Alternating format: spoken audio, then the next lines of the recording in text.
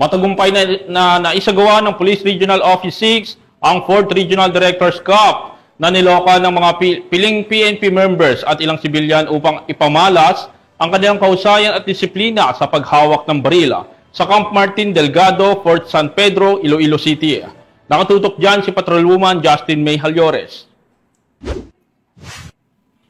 Matagumpay na isinagawa ng Police Regional Office 6 ang ika-4 na Regional Directors Cup nito lamang ika-17 ng Hunyo taong kasalukuyan sa Camp Martin Teofilo B. Delgado Firing Range. Ang aktibidad ay nilahukan ng mga piling miyembro ng kapulisan at ilang sibilyan na may interes sa marksmanship na nagtipon-tipon upang ipamalas ang kanilang kahusayan at disiplina sa paghawak ng baril.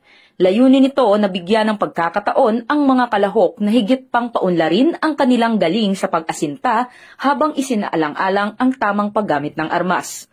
Binibigyang diin din sa naturang aktibidad ang kahalagahan ng disiplina at tamang kaalaman sa paggamit ng makabagong kagamitan sa ilalim ng ligtas at kontroladong kapaligiran. Ayon sa pamunuan ng Pro-6, ang kompetisyon ay bahagi ng programa ni Chief PNP Police General Nicolas D. Torre III na naglalayong palakasin ang kakayahan ng mga pulis sa tamang paggamit ng kanilang baril, lalo na sa mga lehitimong operasyon. Isa rin itong hakbang upang mapanatili ang mataas na antas ng kahandaan ng mga tauhan ng PNP sa anumang sitwasyon. Maliban sa pagpapalawak ng kasanayan, nagsilbi rin ang aktibidad bilang isang plataporma ng pagbubuklod at kooperasyon sa pagitan ng pulisya at ng komunidad.